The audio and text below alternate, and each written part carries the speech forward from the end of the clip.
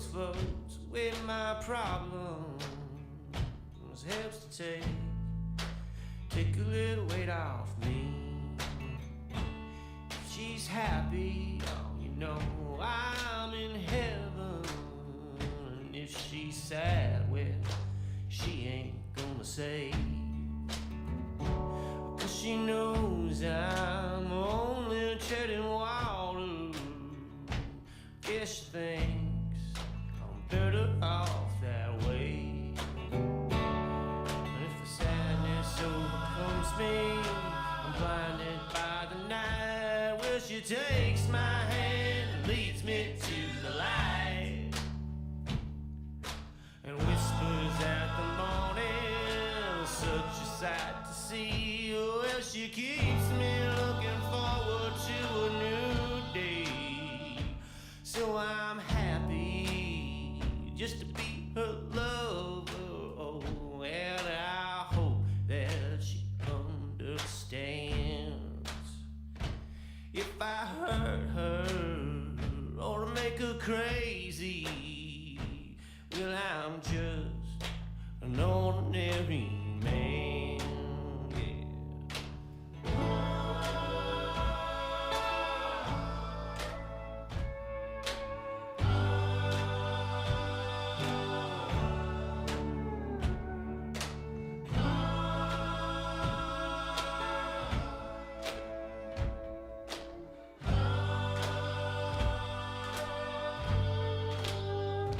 Well, she smiles just like a river flowing softly to the sea.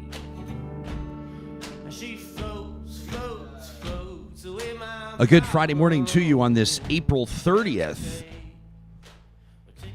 I'm just realizing that April 30th, the end of April, there's implications for a Sonos speaker promotion that you'll be hearing a little later on in the show. April 30th, I knew that there was a reason why I had April 30th jumping out at me. That's coming up when we mention our friends at Westworld, though really we're contractually prohibited from mentioning anybody but Bitcoin. Well, first, what sort of muck and mire have I got myself into on this Friday morning? Sarah Hoyle, Samuel Brooks hanging out with me, and in just a second we're going to get into Ed the Sock. Well, not into him.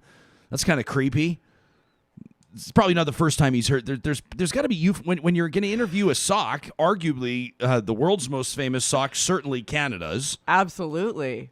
I wonder if he's always had like the puns or the unintentional euphemism. We'll ask him in just a second. I mean, we got the guy. We might as well ask him. If I know anything about Ed the Sock, he's gonna have no time for this type of bullshit. But I'm looking forward to it.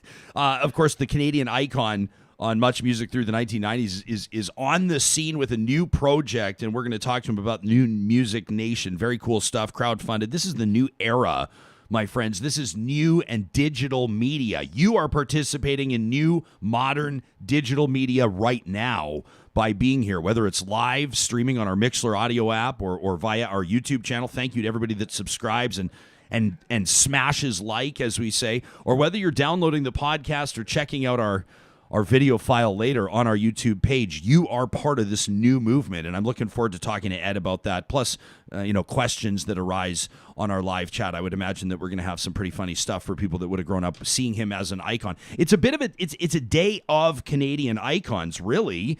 We're going to meet the Alberta Vax Hunters, Janaya and Sarah, in about 10 minutes time-ish. We're going to find out why they started this Twitter account that's got more than 2,000 followers. At AB_Vax, VAX. Why do they have it? What are they doing? I mean, why are people?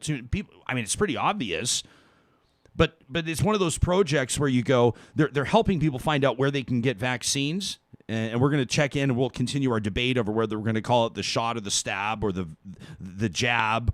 It's the jab, Ryan. You're saying that very definitively.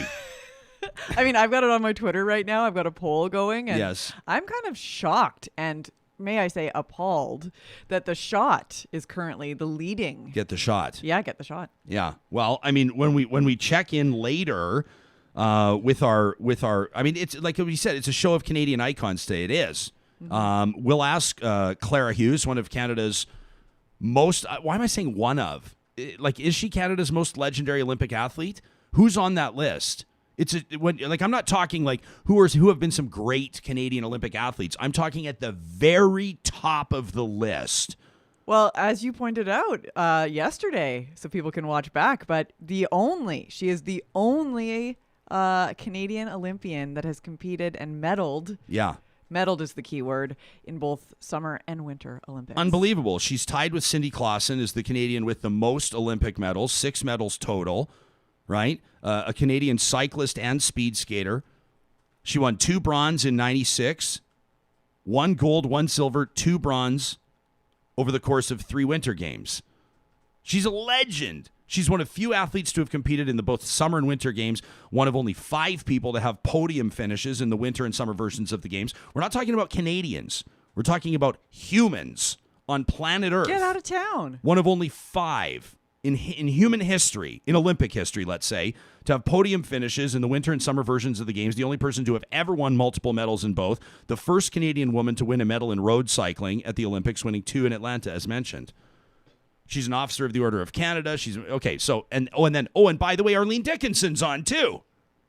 In my mind, one of, if not the most prominent and well-respected Canadian entrepreneurs, right? And serious badass. We had her on the show. What was it? I think back in January, and it's amazing to get her back. They're going to be joined by another hero, a pediatric infectious disease physician. So that's going to be an amazing Real Talk Roundtable. Really looking forward to that. The reason I brought them up right now, aside from shamelessly promoting what's coming up on the show in a little bit, is that they're here promoting and contributing to the This Is Our Shot campaign. So they're calling it Shot. So there you go. So I who knows? Maybe that'll. Did I just influence the poll you've got going on your Twitter? We'll find out in just a second. It's a very scientific poll. Yeah, we Ryan. better get rocking and roll. We can do the science and the unscientific. We go to Y Station when we want scientific polling at RyanJesperson.com. Our question of the week, and then we can throw whatever we want out on Twitter and have some fun with it. This show presented, like all of them, our title sponsor, Bitcoin Well, and we're grateful for it. We were talking crypto yesterday. I was having a conversation with a couple of fellas who decided to take the plunge, and they did it for different reasons. When it all came down to it, they were intrigued about what it was going to do. And they're not replacing their investment strategy, but they wanted to figure it out. And, they were grateful that Real Talk had that connection with Bitcoin Well. If you have questions about crypto, like what is blockchain, or all the way up, maybe your level of understanding is a little more deep, the team there is ready to assist you. You can find them, Bitcoin Well, under the sponsors tab at RyanJesperson.com. Real Talk starts right now. Here's Ryan Jesperson. All right. He's a Canadian pop culture legend. We say here on Real Talk, we talk news, politics, and pop culture. This one certainly qualifies, but he's making news as well. Ed the Sock, a self-financed, a crowd-funded initiative. You remember Ed's night party back in the day? Well, brace yourself for NewMusicNation. Ed the Sock, welcome to Real Talk, my man. Hey, thank you. Sorry if my camera's always a bit fuzzy because it doesn't recognize my face as my face. So it focuses on things in the background. Yeah. I don't know how to fix that.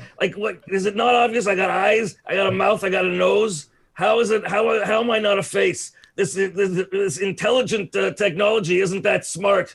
Is this the time you've been dealing with this kind of stuff your entire life, though? I mean, this isn't the first time. This is just technology mirroring what you've probably been dealing with for decades. No, I always had cameras that focused on me.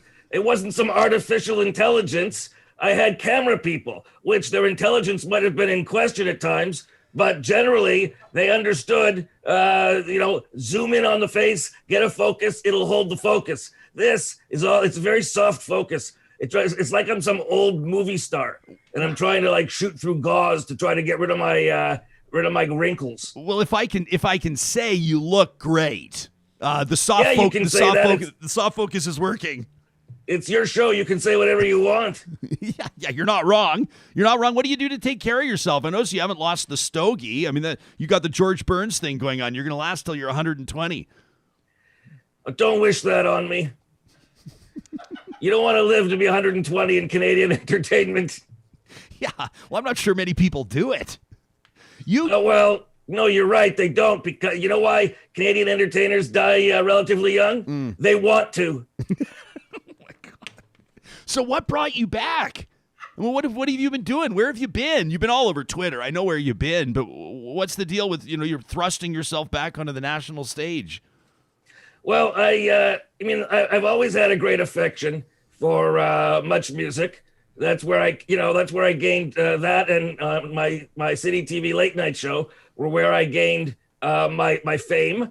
And so I always loved the freewheeling sense of Much Music, the way it was so immediately relatable, the way people could feel like they belonged, no matter where they were from, where they were across the country. It was like a national meeting place, and everybody felt like it was theirs and they belonged.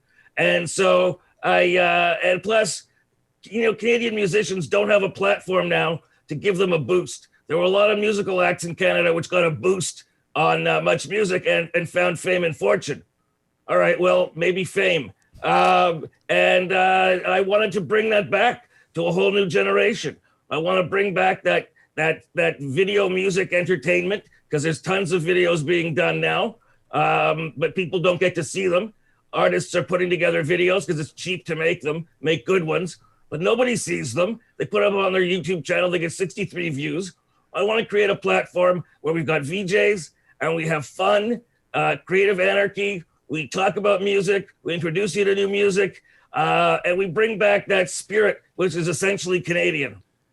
I love that creative anarchy. You're kind of a pioneer in that sense. I mean, you're doing something that nobody had really seen before, and you should see our live chat right now. People are like, it's Ed the Sock. Like, what? Like, the people have a connection with you. How were you born, Ed? How am I what? You know what I mean? I'm trying to think about everything I'm trying to think of to say to you. It sounds sexualized. It's messed up. And I'm like, I can't even, oh my God, I'm not going to say that. How did you come to be? How did the human behind the magic that is Ed the Sock, how did this become the project that it was and what it came to represent to Canadians? How did you happen? There's no human behind me. You can see the camera. There's a picture of James Garner from the Rockford Files. There's a Superman TV. I see that some of my cereal boxes there as well, but there's no human behind me. I don't mean any offense. No, I know you don't, or else I would take you to task. And I would mention that shirt you're wearing looks like a pajama top. Oh, thank you. It's a double-breasted cardigan, as a matter of fact. Thank you for noticing. Well, no, I wasn't talking about the cardigan. I was the shirt trying itself. to avoid that. Yeah. The shirt itself. Yeah. Yeah, it looks like pajamas. Yeah, it's got ice cream. You just like slide. Do you sleep upstairs and slide down like a fire pole in your pajamas and do your show? That's exactly it. Yeah. So I started on the smallest cable access station in Toronto. For those who don't know what cable access is anymore, it was like YouTube before there was a YouTube. It was where people who were not ready for regular television would take their alternative ideas, and the cable companies would give you a show. They didn't pay you for it, but you got a broadcast platform. And so I started there, and then the show got popular and started to be carried by all the cable access stations in the country, all the big ones, at 11:30 Friday nights. And it did so well that first CBC approached me. But I said, there's no way I'm going on CBC. I'll last a week. And because I never featured soapstone carvings, right, things like that. So they wouldn't be interested in me. And then City TV and Much Music approached and said they wanted me to take my late night show to City TV, and they wanted me to be a VJ on Much Music. And I was there for 14 years. So what's it like when Ed the Sock goes out at night in Toronto, like pre-COVID or post-COVID? Like you don't wait in line to get into bars. Do you have? Are people hanging all over you, buying you drinks? How do you keep your composure as a Canadian celebrity like you are? Well, okay. First of all, Canadian celebrity is an oxymoron. There are no Canadian celebrities. There are people in Canada that other people have heard of, but there's no such thing as a Canadian celebrity. And I find Canadians tend to be, we're very subdued about people we recognize. You just sort of give a nod and stuff, but they don't get in your face. They get in your face when they're drunk, but I usually leave the place before people get that drunk. Yeah, fair enough. So you've got this Indiegogo. People can check it out right now, Indiegogo.com. projects, New Music Nation. They can find it via your Twitter, your Instagram. And you said you needed to raise 35 G's. You've beat that, and people can continue to donate. I checked on it. People are backing this in a big way. Aside from the obvious, what has that said to you? You got to be pretty stoked about that this wasn't just a vision that you had, that a lot of people want to see this happen. Well, I've always suspected that Canadians missed it, because, Much Music didn't lose people's interest. Much Music stopped being Much Music. They stopped playing music. They started playing bad reality shows. They stopped running all the great shows that people loved, like Tree Toss and Snow Job, my Fromage show. They had to stop because I quit. There's a place in Canadians' heart for what Much Music represented to everybody. And since Much Music abandoned them, it wasn't like this was an idea that ran out of steam. It was an idea that people still have an appetite for, but corporations and bad management ruined it. So I'm glad to see that Canadians are really embracing this. The amount of submissions I'm getting from bands across the country is staggering. I don't know how I'm going to spend the time, how I'm going to go through all of that. It's far more than I thought I would get within the first month of the campaign. And we actually have raised more than what shows on the Indiegogo page. If you want to check out, go to NewMusicNation.ca. There's videos there. There's one that explains what we're doing. And then there's 5 now, bios of our new VJs that are there. Check it out, NewMusicNation.ca. And then there's an Indiegogo logo. You can click there. But what doesn't show on the Indiegogo page, there you go. You guys are quick. What doesn't we've show got on we got a whole team, Ed. We got a whole team over here, man. That's almost not Canadian. Yeah, I know. We raised $20,000 more than is showing up on the Indiegogo. Are you gonna run into all these people that that ran Much Music into the ditch? All these executives that are going to be sour on hearing you disgrace and deface their legacy of running the Canadian television institution into the ground? Are you expecting retribution? Are you expecting legal challenges? Do you think anybody's going to come after you here for co-opting any of the logos or the concepts or anything like that? Serious question. No. I spoke to the current owners of Much Music, Bell Media. I spoke to the person who is in charge of Much Music. We talked before I launched the Indiegogo. And he gave me his blessing. Wow. He said, go ahead. He thinks he said, I think this will be successful. Go for it. So no problems with Bell. There was one particular individual who really killed Much Music. I haven't said her name in public because nobody knows her name. So there's no point giving her attention and a potential lawsuit. But there was one person in particular who was stupid. And thought everybody else was stupid. I don't know if I can. Here, I'll substitute the 4-letter word because I don't know if I can swear here. Oh, you can say whatever the fuck you want, Ed. All right, well that proves it. She said to me once, when I asked about her vision for the channel, because she had taken over from previous management, said our viewers are stupid and just want shit, so we're just going to give them shit. And then said, issued an edict that said that our audience is stupid and can't remember anything that happened more than 3 months ago. So don't reference anything that happened more than 3 months ago. And I had just done one of my documentaries, Smartass, the Ed and Sock Report, tracing the origins of hip hop and so on. And we went back like hundreds of years to Africa, to griots, who were original tale tellers with music. And so I said, well, we just did a documentary about rap music that went back hundreds of years, and it got the highest ratings of the month. It got higher than anything else you put on or bought. And she said, yeah, our audience isn't interested in that. Wow. I said, no, you don't understand. We got the highest ratings of the month. Yeah. Even our reruns were higher than your other stuff. Yeah, our audience isn't interested in that. So how do you have a conversation with somebody who's that closed off to reality? That's a great point. How'd you hire your VJs? I'm going to be honest. There's some depth to this question. I entered a video in the Who Wants to Be a VJ contest like 30 years ago, and they ignored me. I didn't get a call back, and I've never really totally recovered. How are you screening your VJs? How are you hiring them?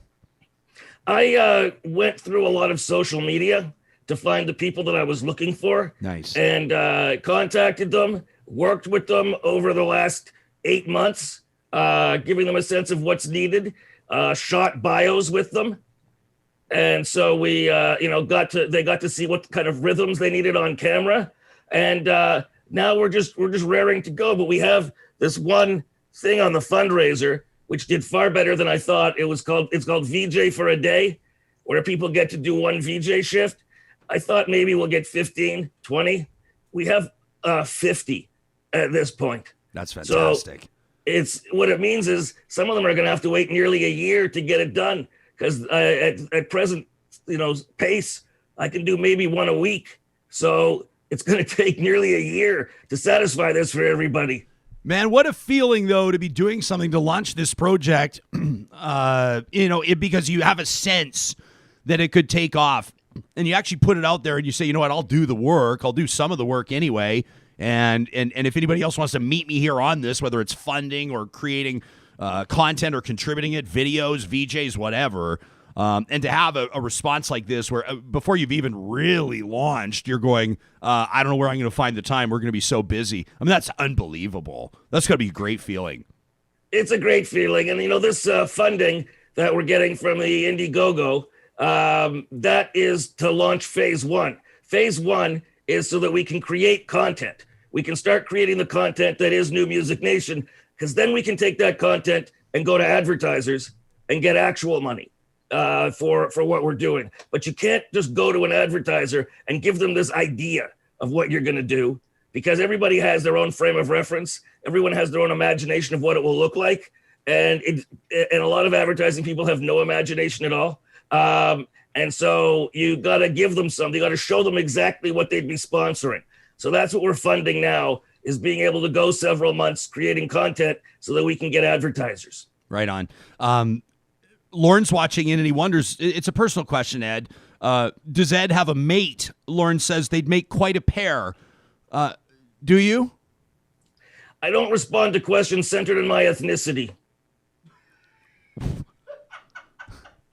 Lauren also went on, this is totally inappropriate, and I should not read this, but I mean, the years have passed.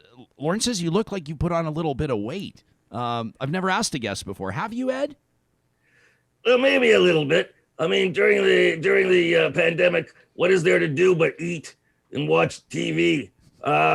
So maybe I have. I think I look good, though. I think maybe I was a little too thin before. I think this is exactly the right weight. Yeah, I think you look great. I think if you grow out your chest hair a little bit instead of obviously shaving it like you're obviously doing, I think it could add. No. I do not shave my chest hair. I am not one of those douchebags who waxes his chest. I hate those people driving around in a tank top in their Honda with the music blaring and their bass so low it shakes my car.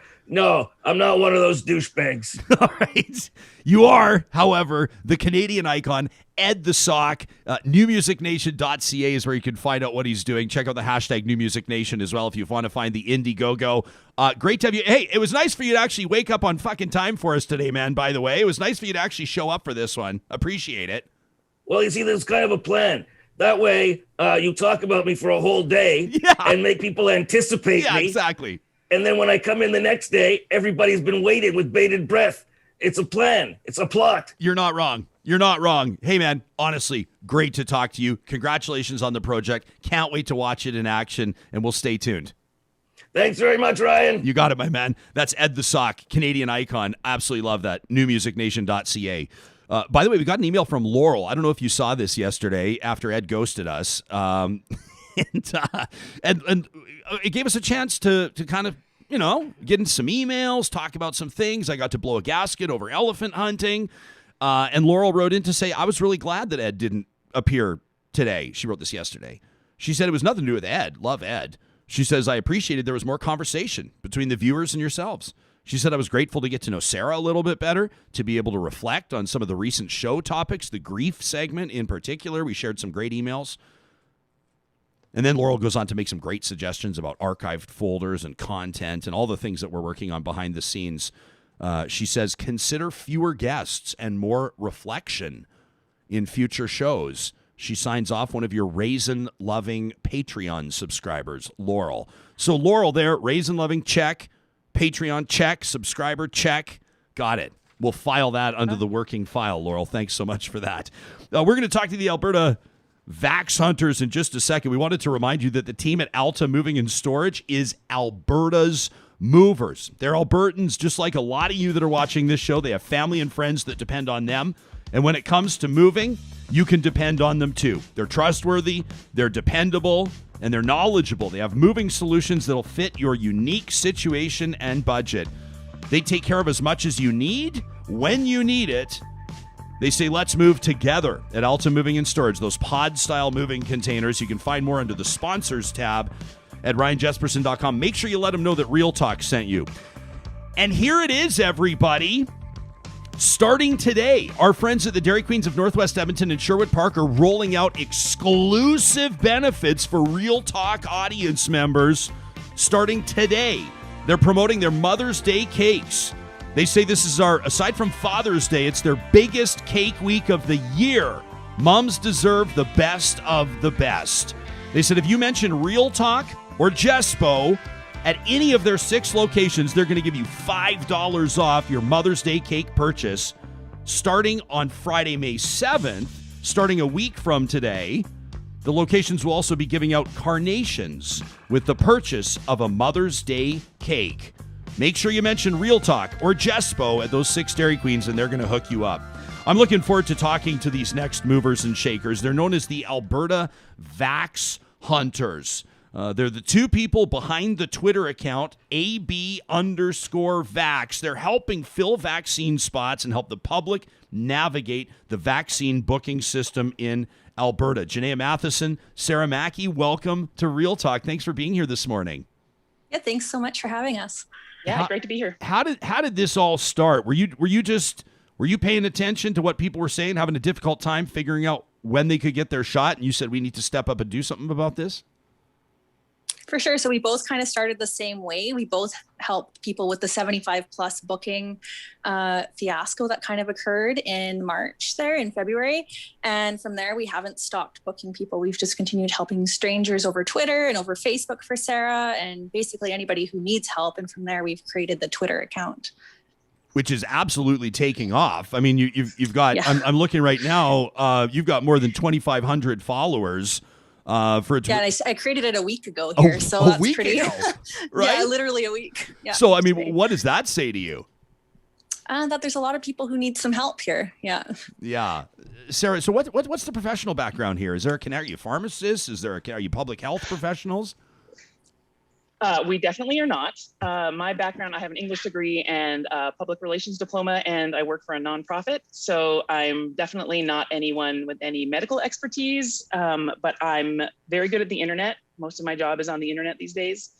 And, I'm of the era where I grew up with dial-up internet and have a lot of patience for refreshing web pages that aren't working very well. So the day that they opened it up for 75 plus, like Janaya was saying, I spent 2 hours refreshing my browser. Basically, I had 2 different devices set up. I had a FaceTime call with my sister to try to see which of us would get through first.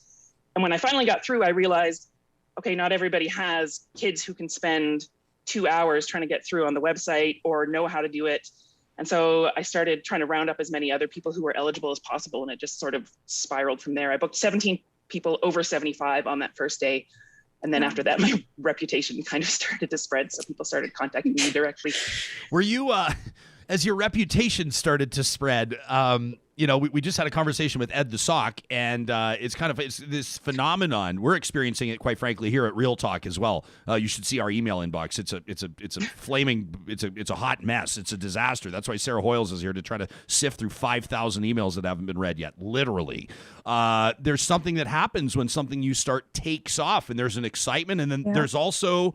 Janaya, I don't know if you guys felt it, but sometimes there's like what have I done? Like, oh boy, like, am I up for this? Have you experienced that feeling? Yeah, for sure. So like I'm a stay-at-home stay-at-home mom with just 2 small kids here. So I'm trying to do this on my spare time at nap time or whenever I can. So as things start to pick up, it's like, okay, well, this is only like, a couple more months of these phases until everybody has their first shot. So it's just a very short-term job, and hopefully we can handle the influx here. What's the feeling when you help somebody track down the information they're looking for or book their vaccine? For some people, I would imagine it's helping them with very much the basics. And for some other people, I've noticed you helping with troubleshooting and explaining to people how they can tell which vaccine they're getting or dealing with their appointments. Sarah, how do you feel when you help somebody out with that? This is a big deal, the vaccine.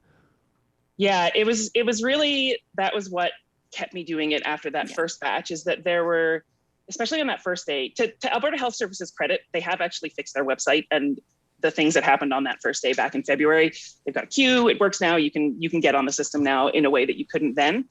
But people were so overwhelmingly grateful, and they didn't know what to do. And, this sort of random person showed up in their life, whether because they have a friend who know me or a friend of a friend, or it sort of spread over the time, but they just are so grateful. And people just want to get vaccinated, and they don't know how to do it, and they don't know who to ask. And there's this sort of attitude of, well, I don't want to be a bother because there's not enough vaccine, so I'll just wait and see until someone contacts me and checks to see how it's supposed to work. And so we're just sort of trying to combat this feeling that there's not anyone to help when you don't know what to do, so that people can get their vaccine. Because if you're eligible, get a vaccine. Like, we have vaccines for people who are eligible. If you're eligible, book an appointment, call us, send an email, write us on Twitter, send a passenger pigeon, like whatever you have to do. Yeah, we want to check on help people you get a in shot. your life. Check on people in your life. Like, I had a lady who's 77 who emailed me. She's been waiting for her vaccine for 2 months. She's been eligible since February, and she's waiting for the pharmacy to call her because she doesn't have anybody to help her navigate this website. So we got her all booked in now, but there's people who are waiting, who are listening to the news hearing, we don't have vaccine. When we do, it's going to go very quickly now. It's difficult for the average person to try to stay on top of the details, right? Mm-hmm. Especially something like this where it's fast moving. We were talking to community leaders in Fort McMurray, for example, regional municipality of Wood Buffalo, Athabasca Chippewa First Nations Chief Alan Adam, Mayor Don Scott up there.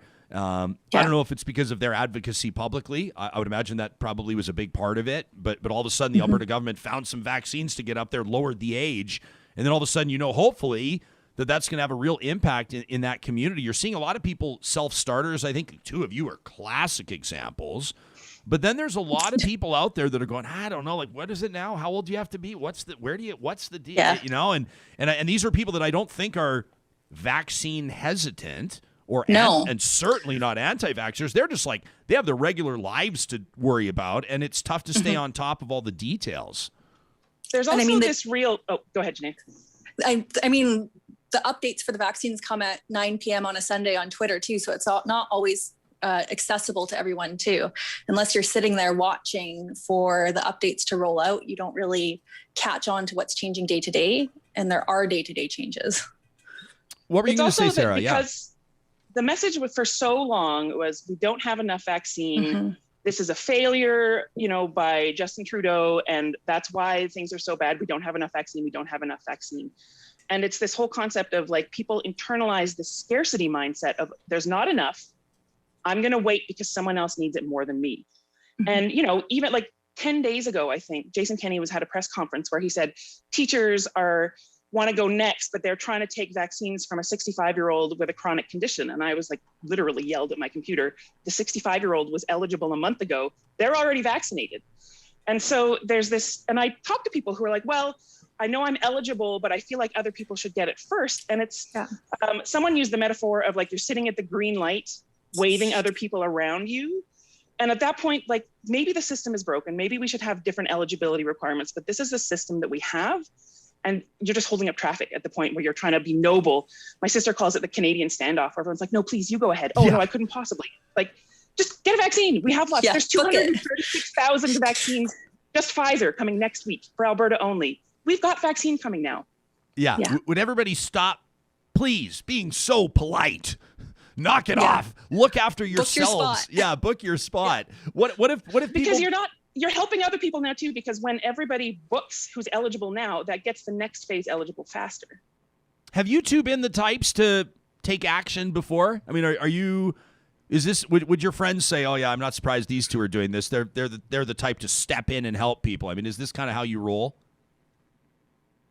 Yes, every single one of my friends would say that they're not surprised by this. For sure. What have people been saying to you? I mean, do you get thank you cards? Do you get notes? Have you had some meaningful feedback? Oh, for sure. Like we've had people cry that they're so thankful that we've got them an appointment and that they can see their vulnerable relative, or that they themselves who are vulnerable are not as at much of a risk anymore. Obviously, we've had people try and send us gift cards or pay us, but we don't really want that. We just want people to get vaccinated so that our lives can return to normal, hopefully in the near future here. Well, I did have one of my neighbors brought me a cake. That was nice. Yeah. I won't turn down cake. Well, and I mean, especially now that if you say Real Talk, you can get them $5 off at Dairy Queen. I mean, why wouldn't why wouldn't people be bringing you cakes? I can't think of any good reason why they wouldn't.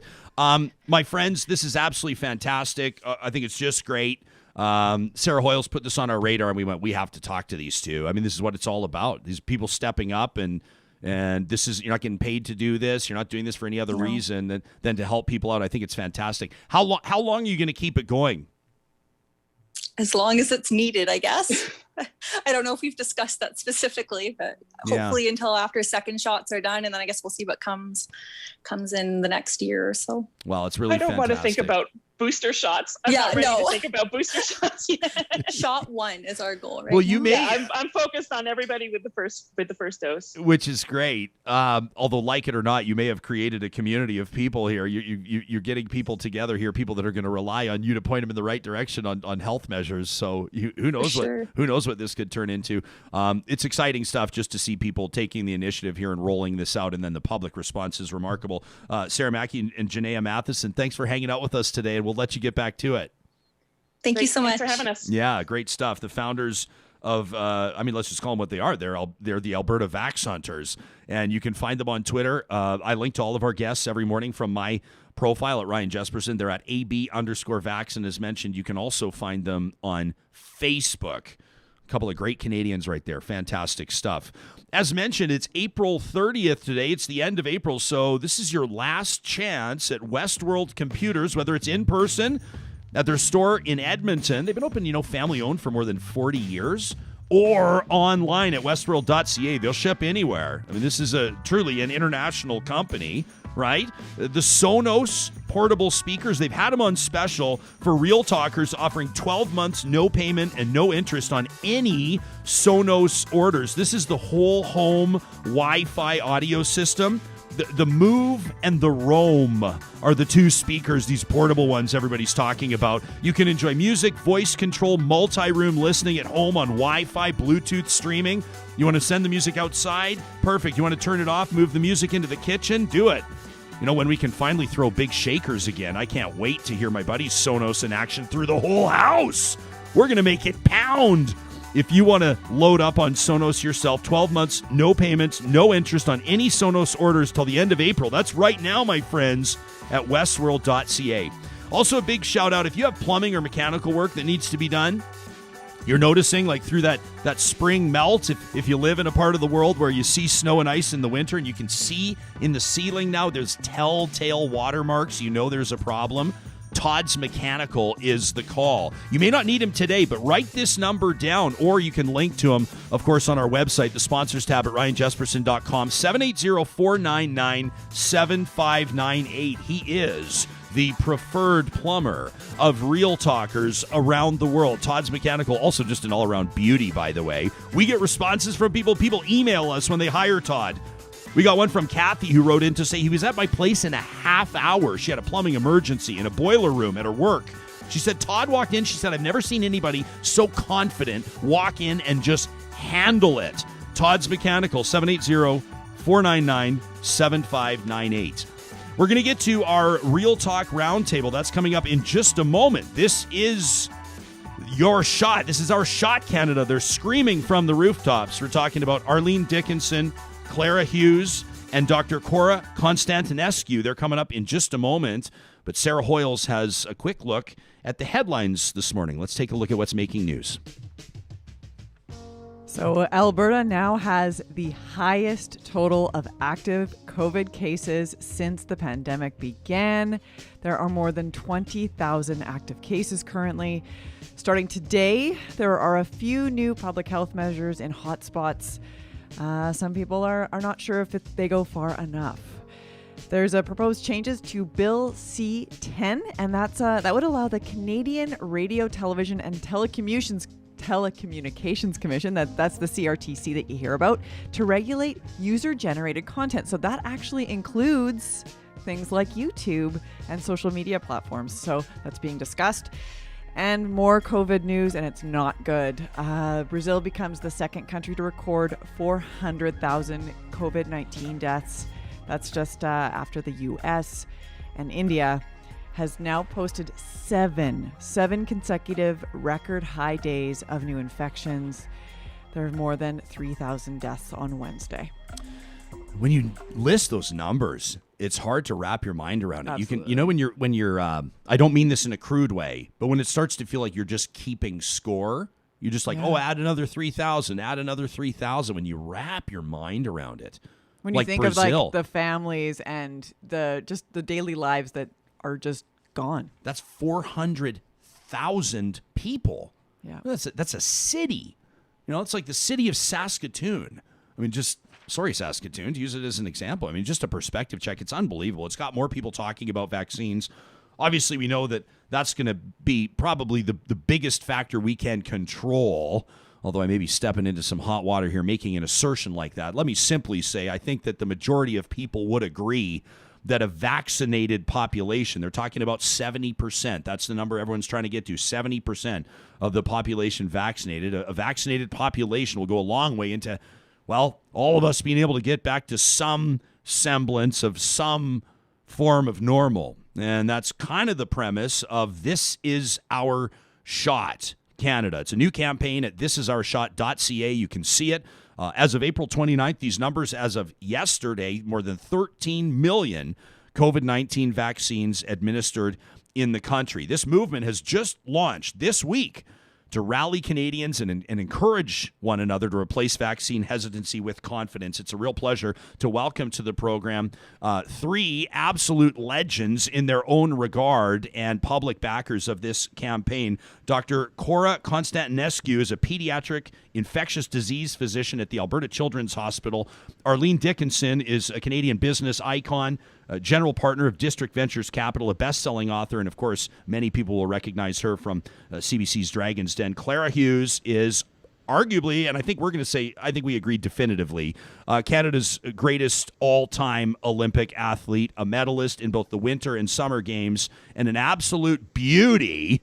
It's great to have the three of you joining us on the show this morning, and a warm welcome to Real Talk. Thanks so much, Ryan. It's great to be here. It's great to have you here, Clara. I remember the last time that you and I spoke was a few years ago in a radio studio. It's wonderful to have you back. Arlene, it's great to have you back here on Real Talk. And Doctor, making your debut, you're the one here with all the medical expertise. So I found myself, before I check in with the doctor, starting to talk about the most important steps we can take as a society to starting to inch back toward normal. And I thought maybe I better shut the hell up and get the doctor to go on the record. How important are vaccines? I don't want to treat it like an obvious question. How important are they, and why are you involved in this campaign? Well, good morning, everyone. Thanks for having me, Ryan, by the way. They're really crucial. I've been watching these vaccines and praying for a vaccine ever since they sequenced this virus, more than a year ago. And it's the reason I think they're so good, and the reason this campaign is so important, is until now, we've been kind of calling everyone to inaction. We've been telling people, stay home, don't see your family, don't do this, which in retrospect, not as funny as those memes recommended. And here we are this time, we can actually call, it's the call to action, where we can actually say to people, you go ahead, come get vaccinated. And through this campaign, you can become a vaccine champion and actually encourage other people to get vaccinated too. Clara, why did you want to get involved in this? Well, I follow the lead of my Olympic heroes, and my greatest Olympic hero is Haley Wickenheiser, who's not only a multiple Olympic champion, everyone knows her, number 22, star Team Canada captain for our women's hockey team over the decades, Winter and Summer Olympian. She's also a medical doctor in training. I believe she's finishing up her residency this year. Haley called me and other Olympic athletes, all of us, into action because she said this is something we can all do. As athletes, we focus on what we can do, not on what we can't do. And that's how I achieved my Olympic success in summer and winter sport is what can I do? What action can I take daily? How can I move towards my goal? This is not just my goal. This is all of our goals to move out of this pandemic. And as soon as I was able to when I was eligible to get my shot, which I got on Tuesday morning at the Calgary Convention Center, AstraZeneca, I signed up, I went there, I got it, I bawled my eyes out. It was so emotional. And honestly, I just wanted to spread the word to other Canadians, of Canadians of all walks of life, to people that you can do this too. This is something we can all do to help each other. Why do you think you were so emotional? Because this has been an insurmountable last year plus. It has felt, I personally, with all the success I've had in my life in sport and in other areas, I'm used to doing everything really, really well. And I'm also used to contributing. I'm used to being able to be the person that is able to contribute. And I have felt with all the success I've had, I'm like, what can I do to help other than obviously public health measures, wearing the mask, social distancing, doing my part that way. But I have felt like I have nothing. Like I skate in circles really well. I used to be able to do that. I raced my bike really fast. And this is the first time where I felt like I could actually do something, get the vaccine, spread the word, encourage other Olympians and people I know to sign on. My neighbors, our FedEx driver, our awesome friend who comes and delivers our packages. He came and he delivered this shirt and he said, Clara, my wife and I got our vaccine. We got our first shot, and he was so pumped. So this truly is something that I think can bring Canadians together at a much deeper level than even something like the Olympics. Arlene, can you relate to that enthusiasm? Oh, 100%. She actually is almost making me cry just thinking about her crying. So Clara, stop, because I'll be crying on the show, and that won't be good.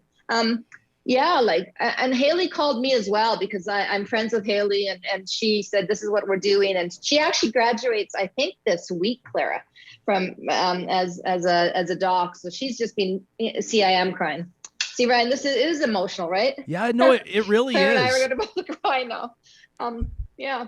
It is, Arlene. I shared with our audience. I got my shot early last week, and I remember sitting in there, and the pharmacist, he was getting ready, and it was kind of just I don't know if I would say it wasn't solemn, but it was quiet. The room was quiet. There was me and two other guys, in different parts of the hallway that were all waiting and were holding this paperwork. And I was kind of lost in thought in a way, and it struck me how quiet it was. And I sat down in this room, and he put it down on the table, and I'm looking at this little glass vial. And Dr. Cora, I can kind of relate to what you were saying about, you said ever since they sequenced this, you've been praying for a vaccine, because I was looking at it, and there's this little glass vial, and it says AstraZeneca COVID-19 vaccine, and I'm looking at that, and there's just this, like, it's a weird thing to call it, but there's like a sweet nectar in there. I was like, you can't get that. I've been waiting for somebody to punch that through my shoulder for months, and it wasn't lost on me that some people don't have it yet. I was very grateful for it. I had a moment too. I went out into my car and then I posted a photo on my Instagram and on my Twitter of my face, and my smile. I was smiling so big my face hurt. It's like, it's a thing, isn't it? Yeah, I go ahead, Dr. Cora. You're the one. I'm just going to sit here and cry the whole time. That's what I'm here for. But Arlene, like you're, makeup running down my face, Ryan. That's how I feel about this. Hey, we have. It's like, but I will say, sorry, and I'm not going to apologize for the emotion, because it is so emotional. It is so important for our country, and I know, like, I can't even give you why I'm so emotional, other than. It matters. I think, first of all, that your emotion that you're showing here is beautiful. And there's a reason the show is called Real Talk, because we keep it real. I think I've cried twice on the show this week. I'm not even joking. So I don't care. And people bring it here, and we gather in community. We talk about it. And Dr. Constantinescu, I would imagine that for someone like you, that's also, you're a pediatric infectious disease physician. This is your wheelhouse. You probably have no problem understanding why people like Arlene or Clara's smile that just fills that room, that still does, like it has for decades for people that have watched. Even myself and my enthusiasm, you can understand why people feel this way. Oh, absolutely. You know what? I was looking back on this incredibly emotional year, and I was remembering the first time I just broke down in tears, and it was after they had closed everything down. So we were in this complete shutdown, and I was driving into work early in the morning, and it was so eerie to see no cars on the street, no people out. And I remember thinking, like, I had to pep talk myself, being like, you can do this. And I'm just turning off on, Shaganappy Trail towards the Children's Hospital. And I just break down and start crying. And I had to stop in the parking lot and we're talking like serious crying here. And I think it's so good that we can finally now show this emotion and cry about hope. And this is what this is about. It was so hopeless. So many people have been through so much. It's been such a year. And here we are, here we are. And man, that's pretty good.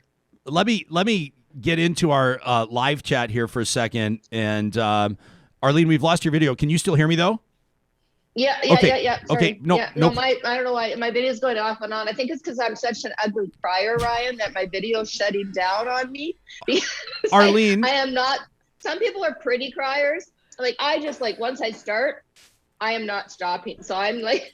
So am I, Arlene. And, man, it's just, I think it's because you care, and the stress and the weight of this time, this pandemic has weighed heavy on every single person. And honestly, I felt when I went to the Calgary Convention Center, I hadn't read a single article or heard a news report. Maybe I missed the memo, but I hadn't heard about how smooth the flow was, the volunteers there, the kindness, the welcoming, and the 120 nurses that were there that morning.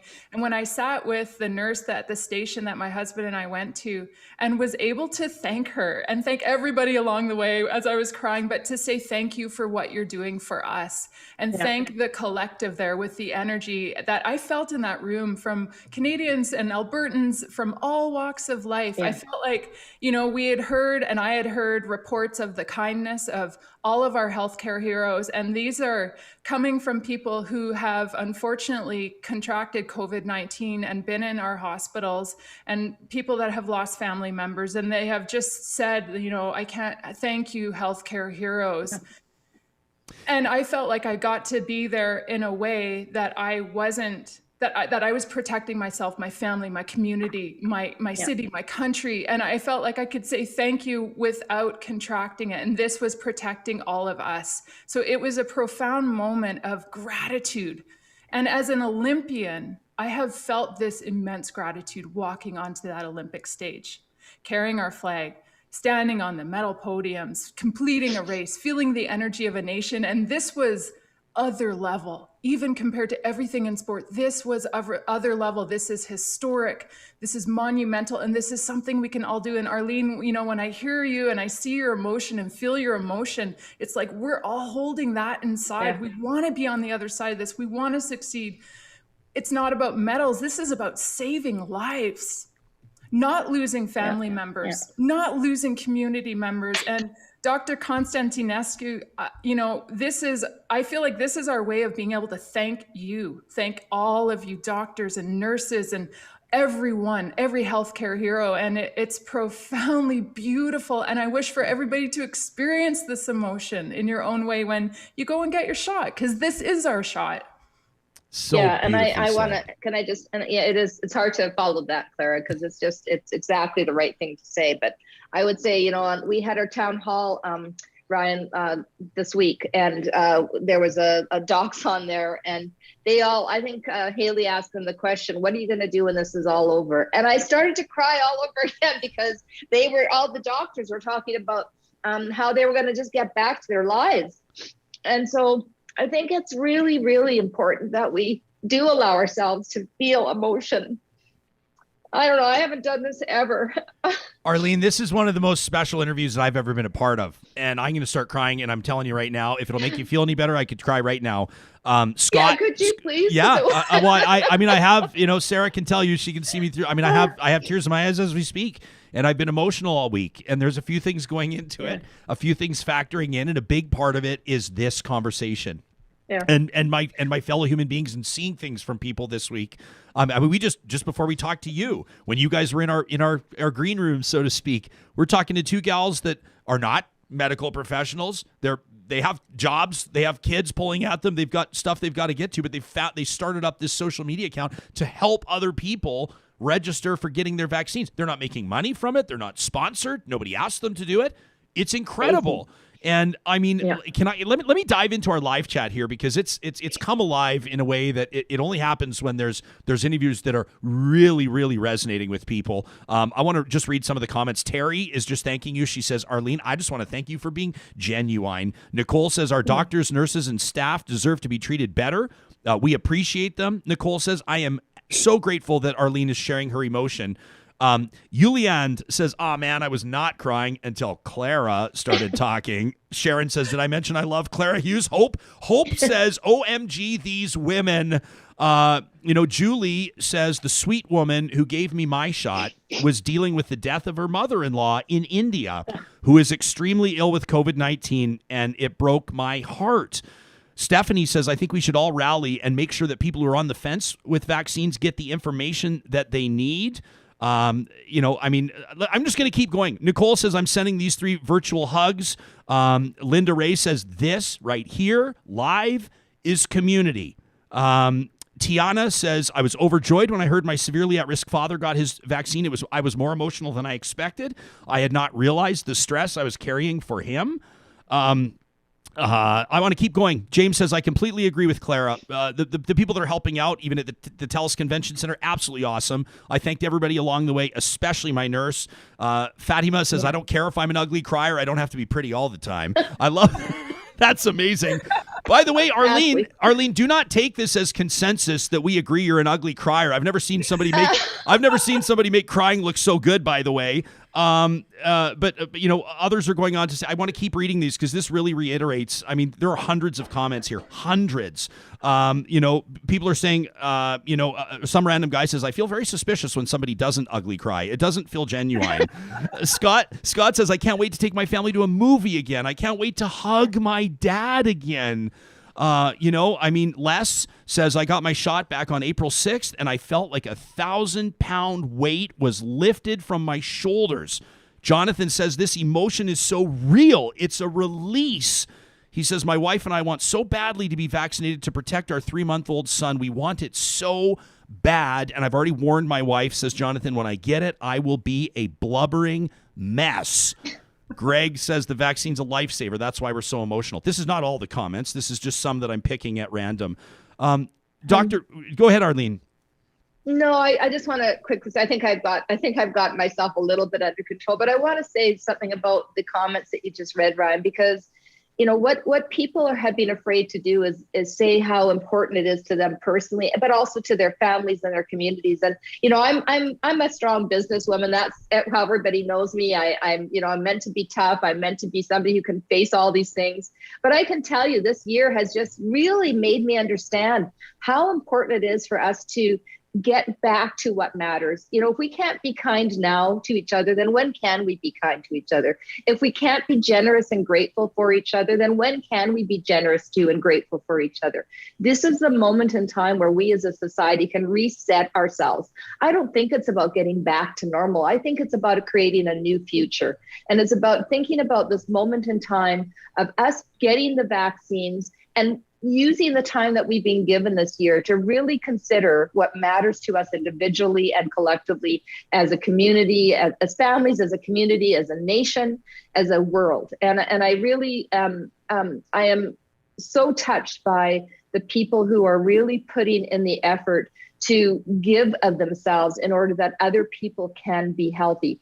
all of the frontline workers, from the docs to the nurses to the technicians to the people who clean the hospital to the people who make sure that they organize all of the vaccination centers, to the people who are essential workers who are delivering our goods and making sure that we can eat and have the things we need, to the people who are doing everything they can to support those who are elderly and our seniors and the long-term care facilities, the people who are doing the work of 100 people individually doing 18, 20-hour shifts day after day after day, wearing PPE, completely. Dr. Cora, I can't even imagine what you go through every day, having to gown up the way you do in order to help somebody else's life. And this is what humanity is. This is what it is all about. It's not about business and all of the success in the world. It's not about, as Clara said, it's, sports is wonderful. Business is wonderful. All of these things are wonderful, but none of it matters if we don't have our health and we don't support each other. And so getting back to, what we are really fighting here, we are not fighting against the vaccines. We're fighting against misinformation. We're fighting against the notion that these things are somehow not right for us. In fact, it is the exact opposite. It is vaccines that are going to get us out of this. It is supporting each other. It is getting those shots, and it is working together. And, for those of you who are on the fence about it, please listen to the docs. Please listen to the science.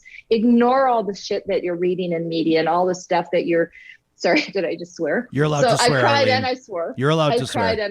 I cried and I swore. But I think it's super important that people get the facts, and they get it from the people who actually know the facts and not listening to all of the noise that's out there. Anyway, I want you to know I'm emotional because I just have been so overwhelmed with gratitude this past few weeks working on this campaign and working with people who are giving themselves tirelessly. Guri Panu, who helped organize this with Haley, is an unsung hero. He will kill me for saying this today, but I am telling you, he is working 23 hours a day. Honestly, I've never met anybody so committed and so behind the scenes. He's not a public face. He's not asking for anything. He's just doing this because he cares about our country. And it's that makes me get out of bed every day, and that it makes me grateful. Sorry, I'm talking too long now. No, it's now that I'm not crying. There's nothing to apologize for, and we're grateful that you're here for this Real Talk Roundtable. I mean, that's kind of the whole point of these, is we hang out for a little bit longer than a normal interview, and we can work these thoughts out and have these explore these ideas and truly celebrate people that deserve to be celebrated.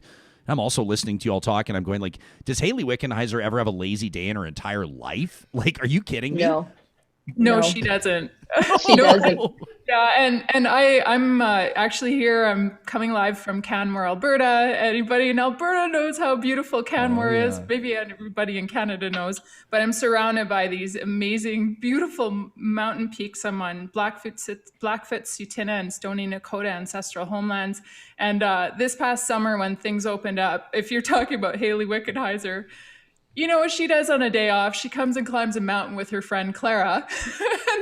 There's a mountain we look at called Rundle, Eeyore, east end of Rundle. And we went up Eeyore together, and I got to, catch up with my Olympic friend and teammate and just hear everything she had done with this last year, not just her residency and everything else, but she and Guri Panu, as Arlene mentioned, our unsung hero, started the campaign called Conquer COVID, and they raised over $2.5 million to acquire PPE and distribute it to walk-in centers, to old folks' homes when there was a real shortage. There were auto body shops, all these different businesses in Canada that came and brought in the GTA in Toronto, brought any PPE they had sitting in their storeroom that wasn't being used because their shops were closed, donating it to be given to frontline workers across Canada. There was an organization in Alberta that did the same. My husband and I donated to it. We were like, okay, we can do something, we can contribute. But Haley climbs mountains in her days off. And also, I just want to give a shout out to our town hall. We had 7 phenomenal doctors. We had Dr. Tunde Bias, who's the head of the Black Physicians of Canada. We had Dr. LaFontaine, who is the president-elect of the Canadian Medical Association. conversation. We had so many amazing doctors sharing their knowledge, scientific base, just like Dr. Constantinescu is here with us today as an infectious disease expert. These are the people we need to listen to, not me. I'm an Olympian. I am not a medical expert. Our website, thisisourshot.ca, has all of this information relating to vaccines, all the information you need in over 27 different languages.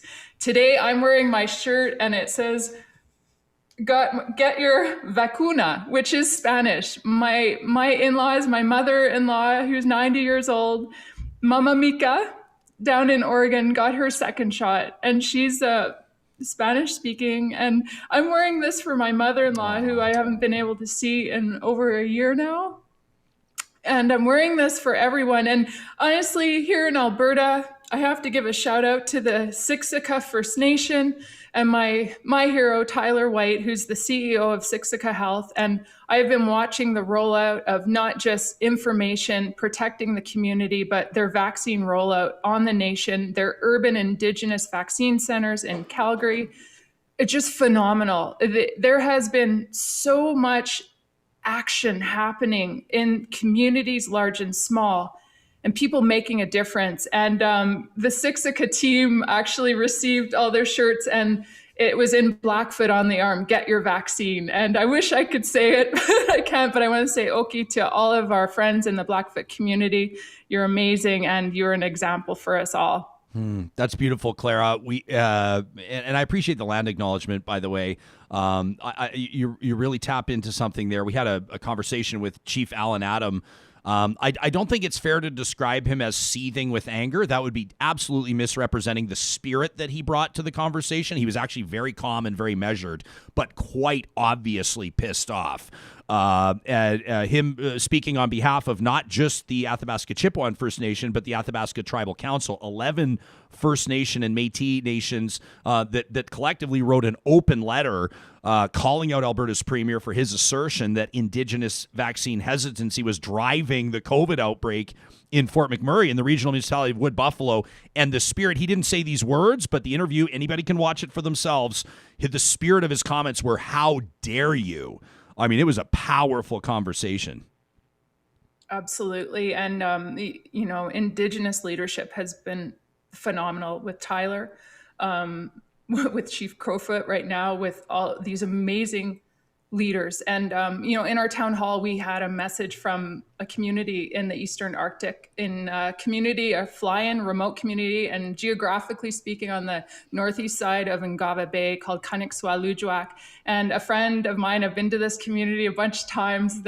It's like, I have so many friends and family members at this point up there, but Nancy Etok, who's an educator, vice principal of the school there, shared what this has been for their community of 1,200 people and the partnership that they've had with their doctor and residents, and using the local FM radio station because they don't have strong internet connection, so everybody can get this information as needed, but everyone listens to the radio.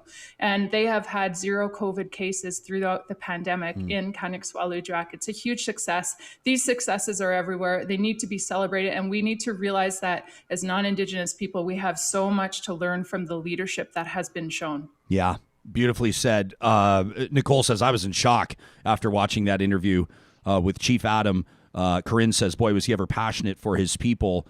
Karen says the Blackfoot Nation in Montana once again used excess vaccines to inoculate Albertans this week. Pretty amazing. Dr. Constantinescu, we saw a couple of really heart-wrenching losses over the past couple of weeks. A young child, a 2-year-old child in British Columbia a couple of weeks ago became the youngest in BC to die from COVID-19 with complications, and a 13-year-old girl out of Brampton, Ontario, Emily Victoria Viegas, is being mourned. A 13-year-old lost her life to COVID. We understand now that the average age, I'll acknowledge I've not seen updated numbers this morning, but the average age of Albertans in ICU care is in their 50s. There's been some real misconception, I think, around, if you're, the idea that if you're not 85 years old with lung cancer, you're going to be perfectly fine here. You're a pediatric infectious disease physician. Can you take us into this? Yeah, absolutely. So the situation we have right now is really dire. And, as a pediatrician, and a mom, I have 3 kids. A child dying is just the worst nightmare. It's every parent's worst nightmare. And our tolerance for death in children should be and is very, very low. We do not want to lose any children to this pandemic. But as we are seeing, this third wave is a variant-driven third wave. So transmissibility is higher than it was before, which is why we're seeing so many more cases in schools, in younger populations, and our epidemiology, meaning who is at most risk in terms of having the disease and being in hospitals, has also shifted. So now we're seeing younger people in ICUs, younger people in hospitals. And I would say I urge each and every parent out there to tell me that they don't know at least one other parent whose child has had to isolate at home or had to, has had COVID. And when your child is isolating at home with COVID, that threat is so much more real than it was before. And this is what we're seeing. We're now seeing this threat in our home, at our doorstep, like never before. This is not like the second wave. And in a lot of ways, these restrictions we had for the second wave are just not going to apply, because this is so much worse than that. And I'm a firm believer in vaccinating, but even if we vaccinated everyone today, it would still take 2 weeks for everyone to be immune. And so 2 weeks of continued death. So I say all this because like never before do we, as Albertans, as all Canadians, but Albertans specifically because our numbers are so high, this is a big deal. We're at worse than we were before, and we are so close. And unlike before, we don't just have restrictions, we also have vaccinations. These two things have to come together, and we have to work on both of these things together. Otherwise, we're going to see so much more death in our own province, in our own kids too. We need to listen to that time and time again and share this message. We're talking to Dr. Cora Constantinescu, Arlene Dickinson, Clara Hughes. I'm taking a look at our Real Talk RJ hashtag. It's powered by Park Power, and I love this habanero gal. Her full Twitter bio right now is habanero gal is half vaccinated. She says there's been so much wonderful emotion today on Real Talk. She says, Arlene, Clara, so important to be encouraging Canadians to get your shot. We'll be back with these three in just a second. As mentioned, Park Power does power our Real Talk RJ hashtag, the internet, electricity, and natural gas game. That's their wheelhouse. And right now, in Alberta especially, you can take your business anywhere you want. When it comes to your natural gas, your electricity, you have a choice. If you go to parkpower.ca, you'll learn more about what doing business with them means, including the role that they play in community, supporting nonprofits with their profits. Plus, if you use the hashtag, or rather the promo code 2021-RealTalk at parkpower.ca, they're going to give you $70 off your first bill. A great promotion there. The team at Freson Brothers now has their 15th Alberta store. You talk about iconic Alberta brands. Freson Brothers, for more than 65 years, has been Alberta grown and Alberta owned. You've got your license to grill, my friends, and Freson Brothers has all of your barbecue season essentials.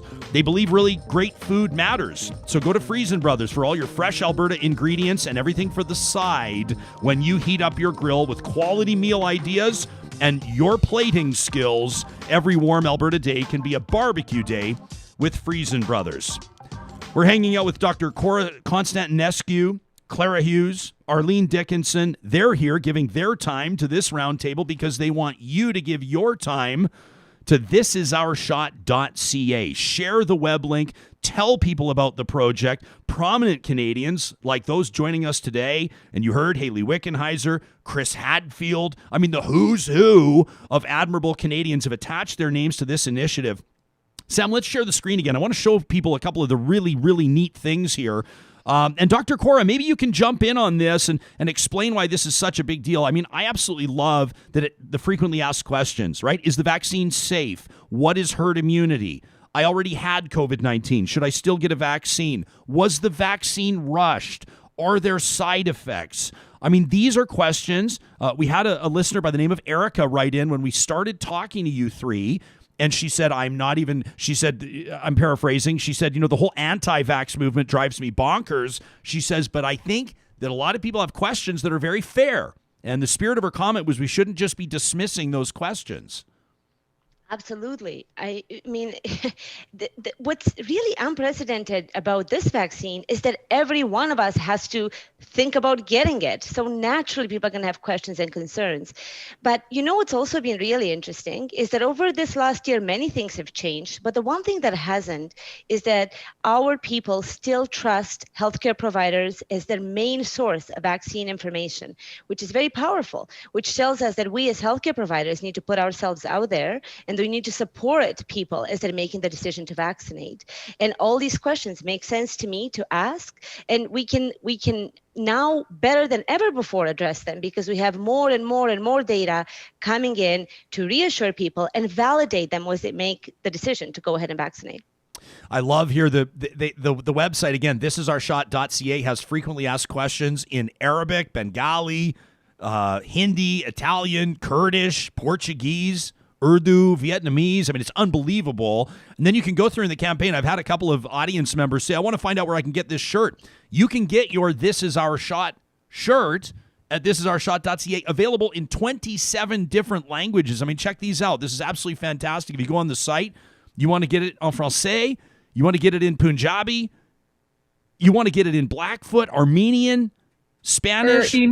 Inuktitut, we sent a whole bunch of shirts up to Kaniksualudrak, as I mentioned, at Inuit community. So this is a collective. This is a collective of all people, all communities, all cultures, and us all coming together as one. And with that ultimate goal of protecting ourselves, protecting each other. Arlene, I mean, it's been so beautiful watching this campaign roll out. And we've been, messaging back and forth and emailing, and it's so beautiful to see you here today because I know that you and Guri and Haley and myself are just a few of the people that have made this campaign. Cora, all of our doctors who are behind this. And this is just something to bring vaccine hesitancy and negativity to a positive place, to a hopeful place, to a confident place.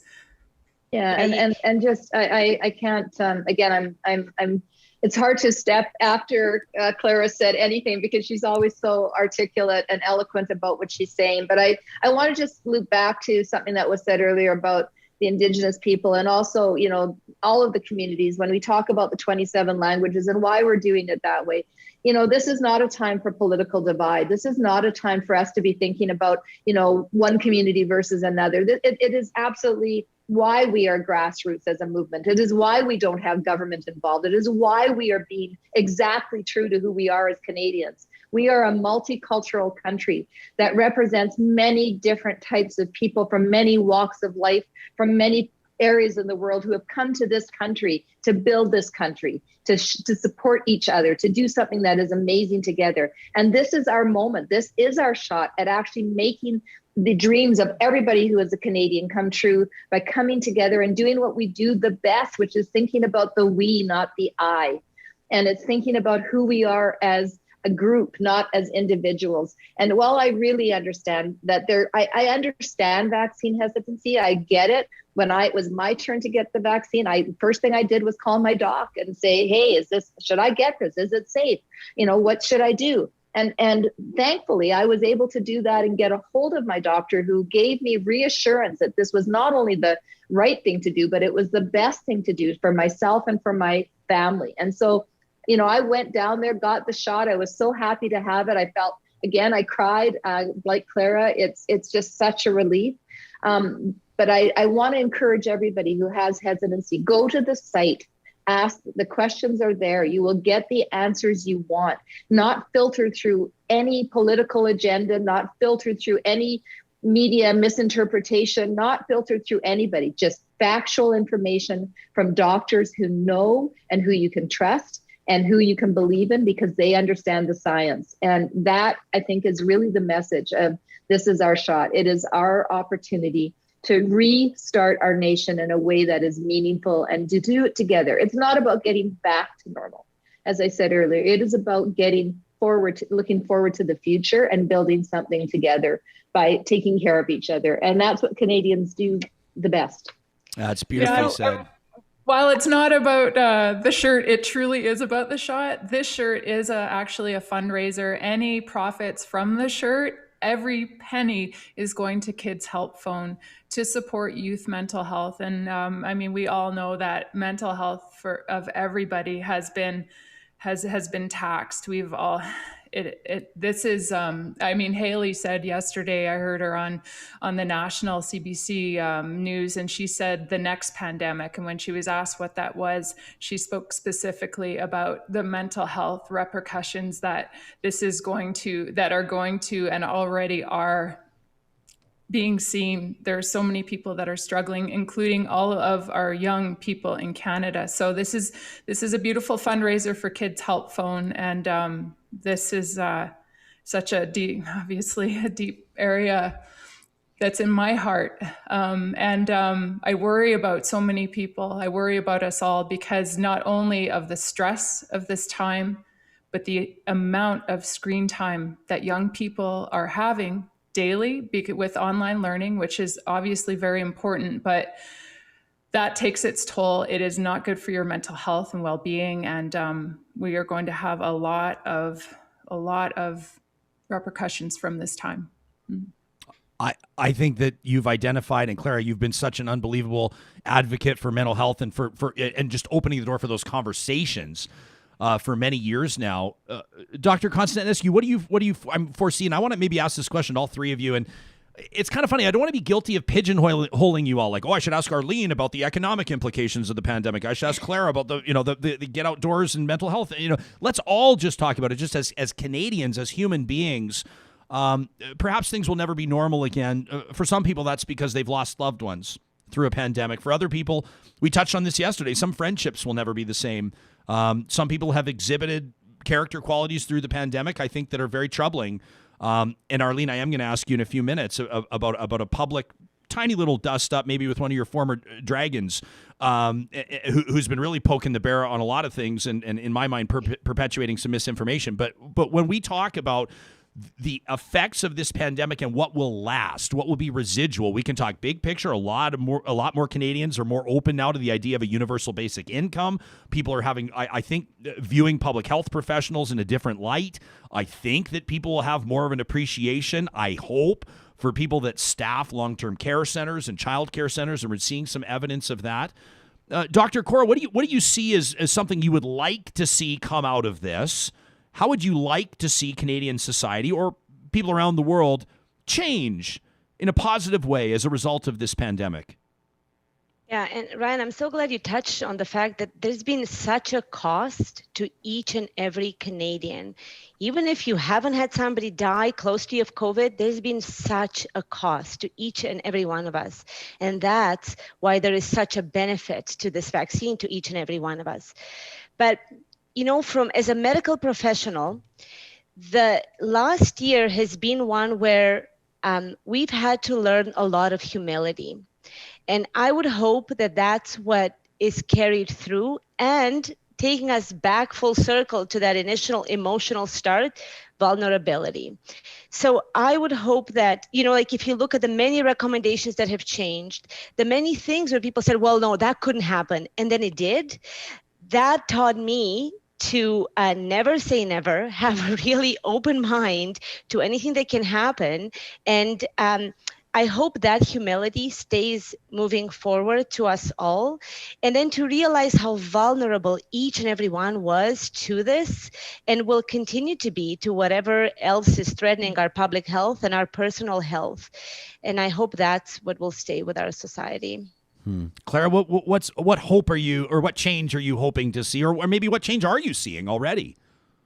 Well, I mean, there are so many things I can touch on, but I want to touch on mental health care and access to that care, appropriate care for different communities and in respectful ways, but access.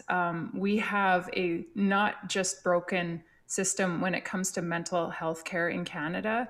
It is not in a place where we can even call it broken. It needs to be built up from the ground up. When Canada deinstitutionalized mental health care from hospital and facilities, the funding in some provinces went from 13 to 14% of available healthcare funding down to 6%.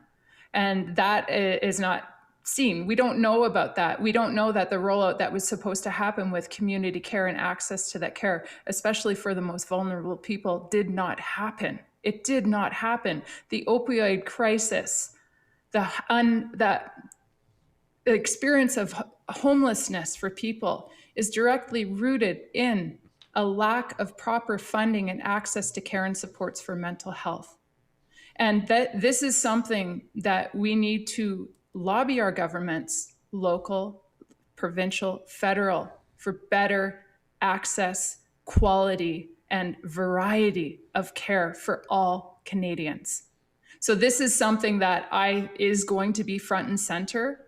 And I urge people to educate yourself on what's available, find out what's available locally, find out who is doing the work to advocate for this care, and jump on board. Use your voice. Use your voice as a citizen to make sure that nobody is left without those supports. And also know, and I think this has been a really beautiful shift, and this goes back to the action of what you can do as a person.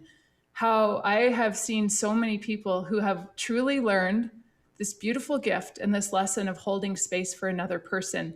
I think the pandemic, in a lot of ways, as stressful as it has been, for a lot of people, it's allowed them to slow down and to just realize the profound beauty and opportunity of the moment you're in. And holding space, when I say that, means holding a non-judgmental space and being a listener for somebody who's struggling, being there for them so they are heard, they are seen, they are heard, and they are believed, and they feel that they're not judged, they're not told what to do, and you just listen to them. As a non-professional in mental health, I can say that this has been the biggest lesson for me as I've spoken about my own personal mental health journey throughout the years and encouraged others to do the same. It has been learning to be humbled and to hold space for another person, and we can all do that for each other.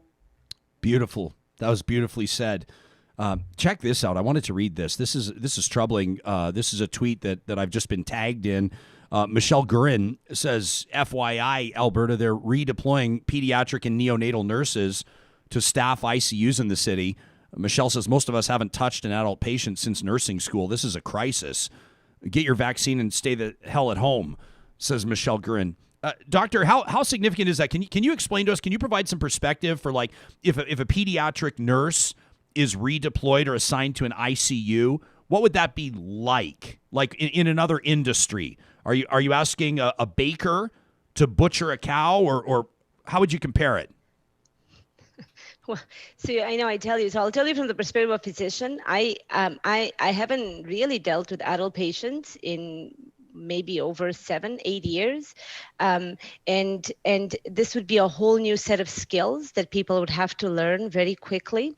And ICU care is incredibly specialized. And what we've always shown in ICU care is that if you have really well-trained staff, then the outcomes improve. I'll just leave it at that to say that if, it probably the opposite is also true, that if you don't have really well-trained staff, how can you expect to have the same kind of outcome? If you look in a perfect world in an ICU, you have one nurse to one intubated patient because that patient's needs are so many and they need so much care. And when you have to divide that's when outcomes change. So this is the part that I think people don't always understand. We're dealing with incredibly specialized care and patients who have extreme need. And I will just say that if I were to be in ICU, I wouldn't want myself to look after me. And I would want, that adult ICU staff to be in charge of my health. But we'll have to do what we need to do if and I know many of us will step up to help our fellow Canadians, but we can only do it within the constraints of what we're trained to do. Yeah. Arlene, when you take a look ahead at this country that you're so proud to call home, when the dust has settled on this, let's say 2 years out, how do you hope that Canada will look a little bit different, or what evidence are you seeing that maybe it's on its way there? Well, I hope that we have learned an appreciation for entrepreneurs and for small business and for the efforts that they put into our communities and what they mean to us. So I hope that as we come out of this, we will again support and recognize how important they are to the fabric of our, not just our economy, but to our communities. And so I do hope that we come out of this stronger as entrepreneurs and business people, recognizing the need to not just support big business, but to clearly support small entrepreneurs who are doing everything they can to create jobs, to help the economy. I hope that we are a country that will be kinder and less political and more human. And I hope that we're a community that and a country that will put effort, as Clara is so eloquently said again, into healthcare. We need to not just build our mental health care efforts from the ground up, but we need to really take a hard look at our public healthcare system and support it both financially and economically against all areas. You know, we need to fund.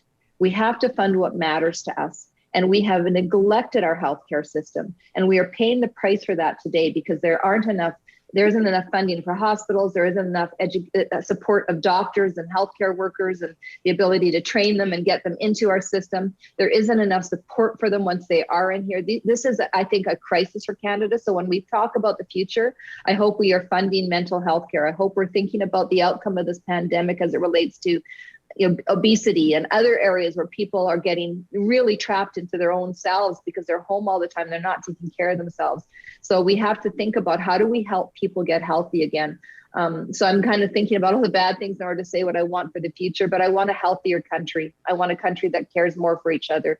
I want a system that actually is funding the right things, not the wrong things. We spend so much money on so many things. And I want to know that those dollars that we give, whether they're through tax dollars or however we fund, that those dollars are actually acting in the best interest of our country, not being wasted on frivolous things that are politically driven, that are not going to drive any outcome for us as humans. So I want accountability, and that's what I hope happens in the future. Yeah, well said. Kim says yes. As you're saying this, she's typing. She says, my clients are small business owners. We've hustled hard to pivot businesses. My business kept their business going, which kept other people's businesses going, says Kim, but we're tired.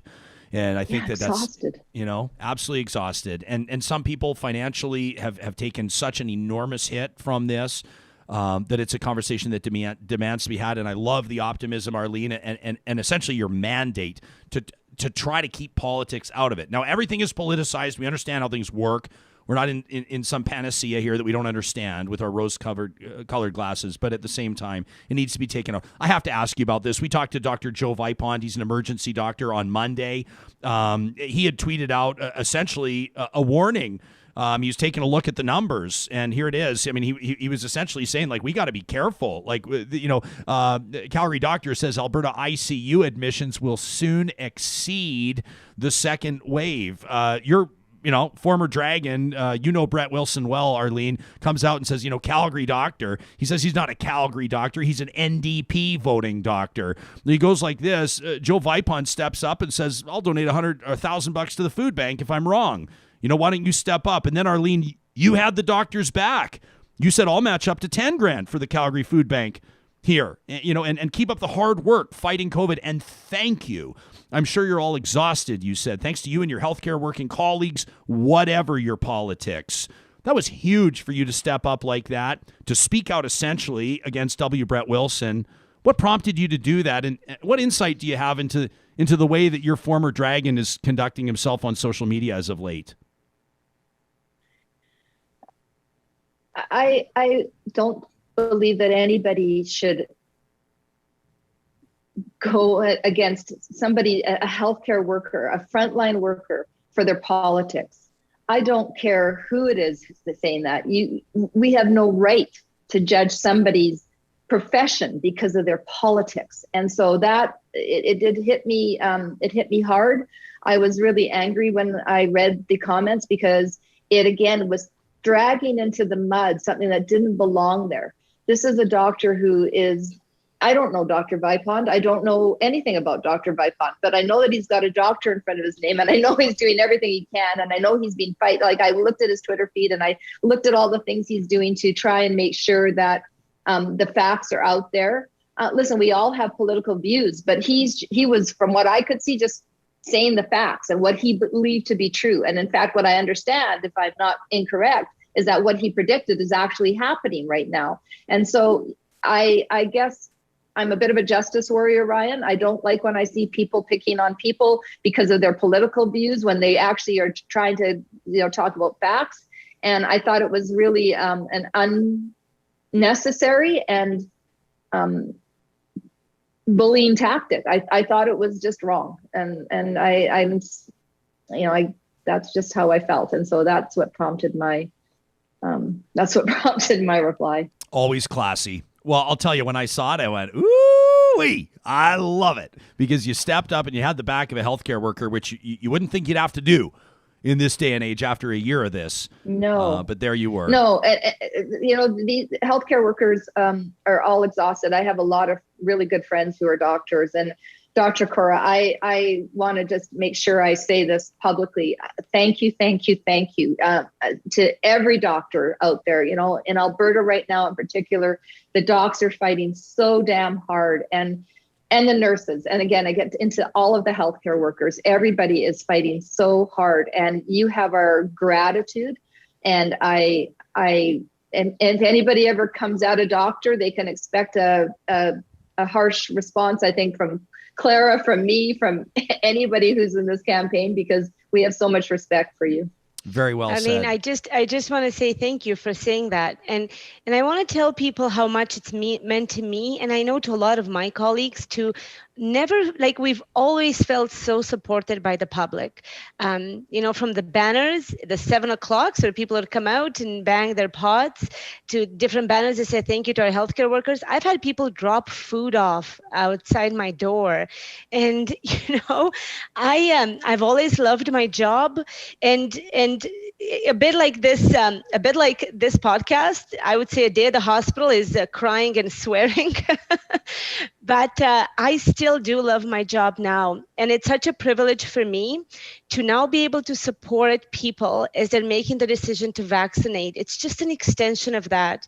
And thanks for saying that. And thank you to each and every one of you who I know have even said prayers for us. People used to text me to say, I'm praying for you.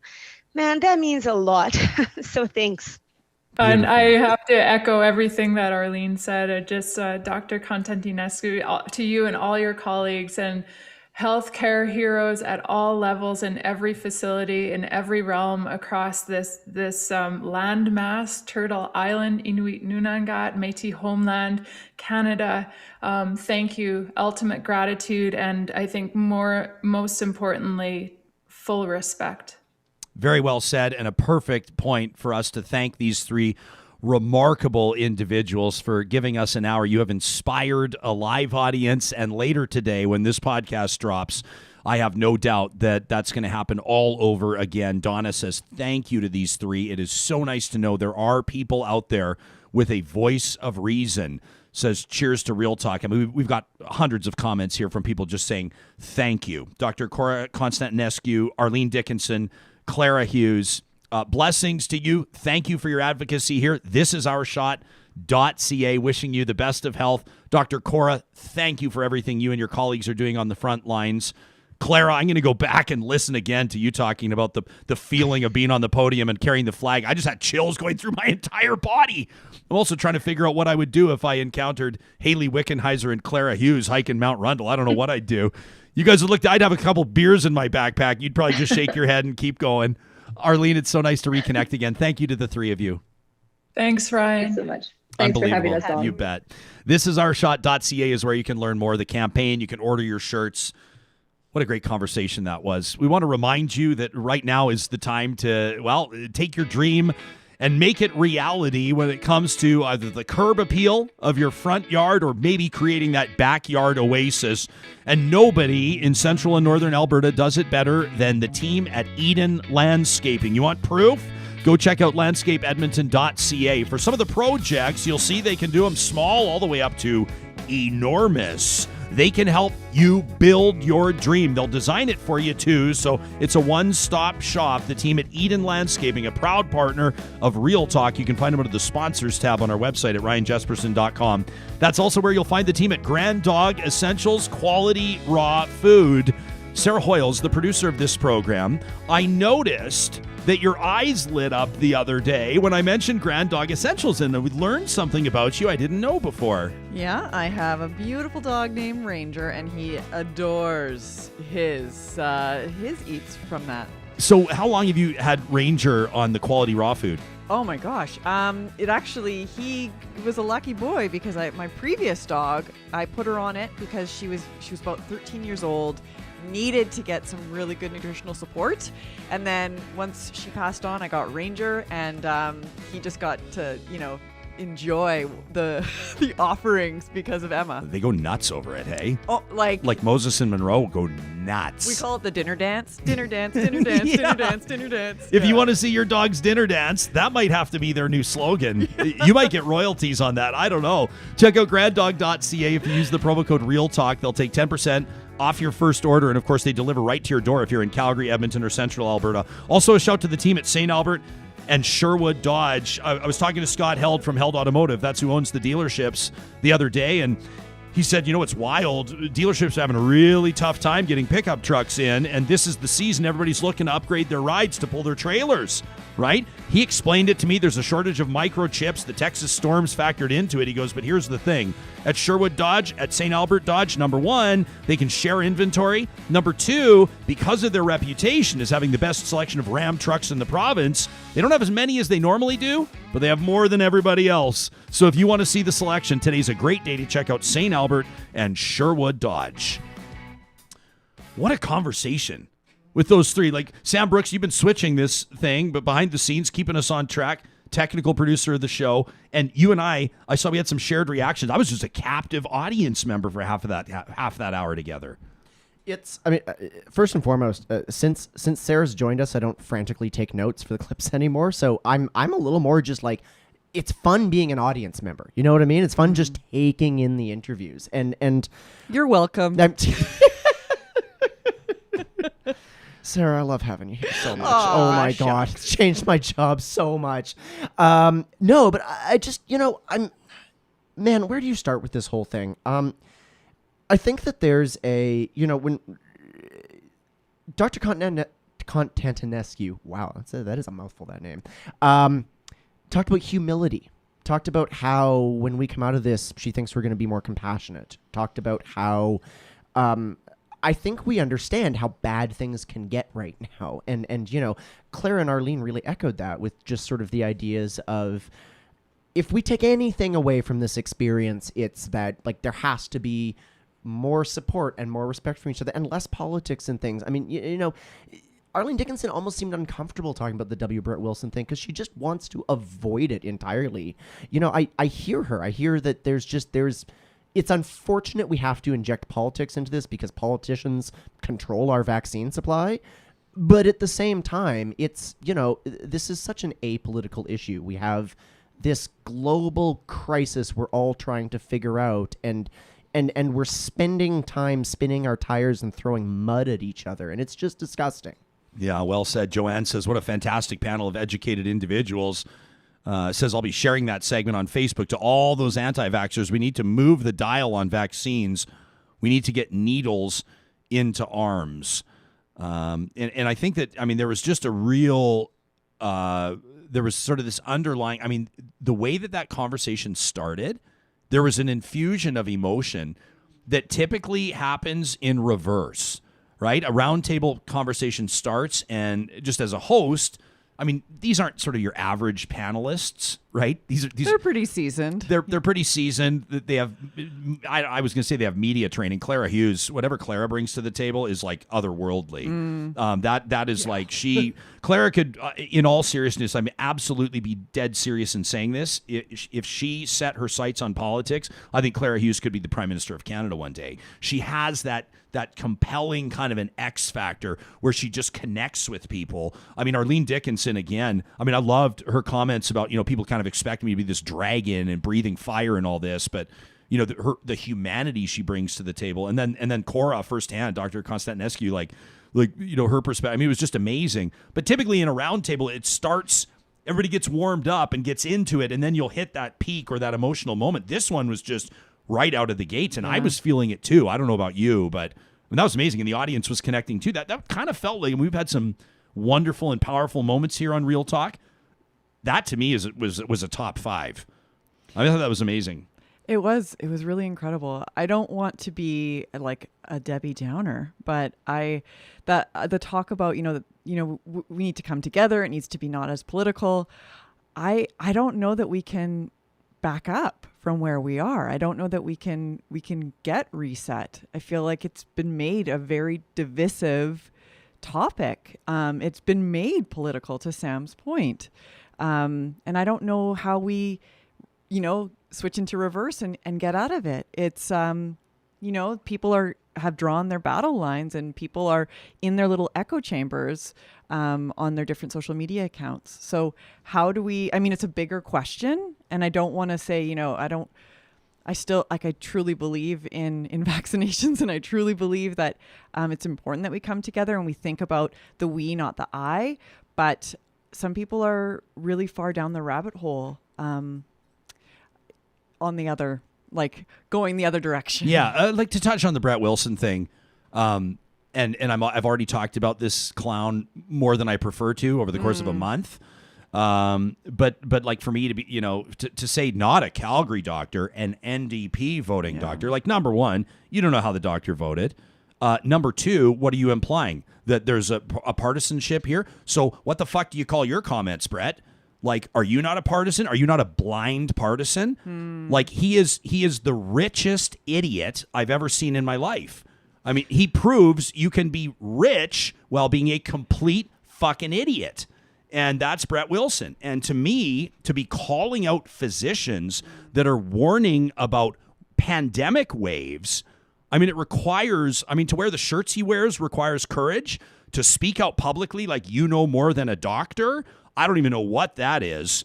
That's just mediocre, middle-aged white guy energy. That's what that is from Brett Wilson, who, as far as I'm concerned, should delete his Twitter account and save whatever face he's got left. And while he's at it, maybe clean up his orphan wells. Brett Wilson, why he has this should just be trash talk right now.